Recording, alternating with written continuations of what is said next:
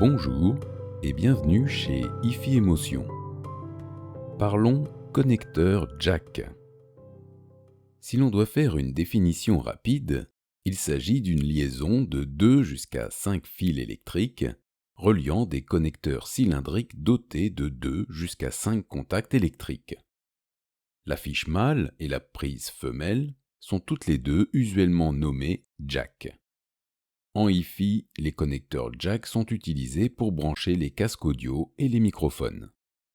Qu'est-ce que cela donne dans le détail ?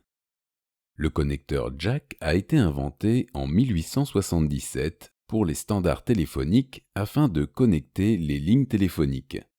Le jack s'est répandu dans le monde de l'audio puis de l'audio-vidéo grâce à sa simplicité de connexion. Les tailles des jacks, mâles et femelles, ont des tailles variables. En Hi-Fi, le jack de 3/4 de pouce ou de 6,35 mm est la taille d'origine du jack. Le jack de 3,5 mm s'est répandu en même temps que le Walkman. Le jack de 2,5 mm a été créé pour suivre la miniaturisation des appareils électroniques. Le jack de 4,4 mm, spécifiquement différencié, est utilisé pour les liaisons stéréo symétriques. Le jack de 6,35 mm est robuste, ce qui est moins le cas pour les plus petits. On retrouve le jack de 6,35 mm pour la Hi-Fi domestique et les tailles inférieures sont utilisées pour la Hi-Fi nomade. Il existe des adaptateurs pour passer d'une taille à une autre.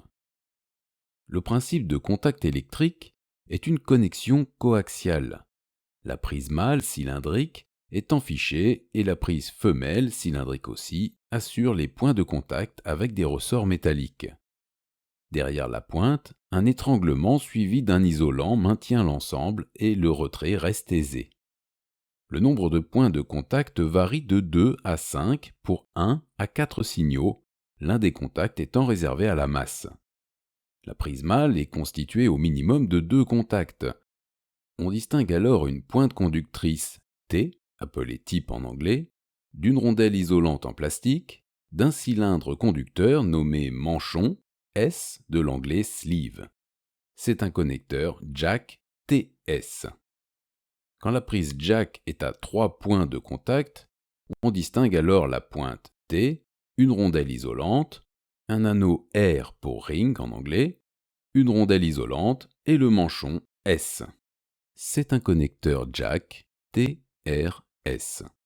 Pour un jack de 4 points de contact, on a T, R, R, S, et pour un jack de 5 points de contact, on a T, R, R, R, S.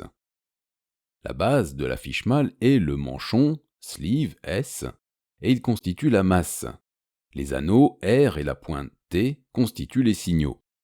Les fonctions des jacks sont donc liées à leurs points de contact. De fait, un jack à 2 points de contact TS transporte le signal asymétrique monophonique en T et S est la masse. On l'appelle logiquement jack mono. Concernant le jack à 3 points de contact TRS, celui-ci permet une stéréophonie asymétrique où T correspond au canal de gauche, R correspond au canal de droite et S est la masse. Il permet également de transporter un signal monophonique symétrique où T correspond au point chaud, R correspond au point froid et S à la masse.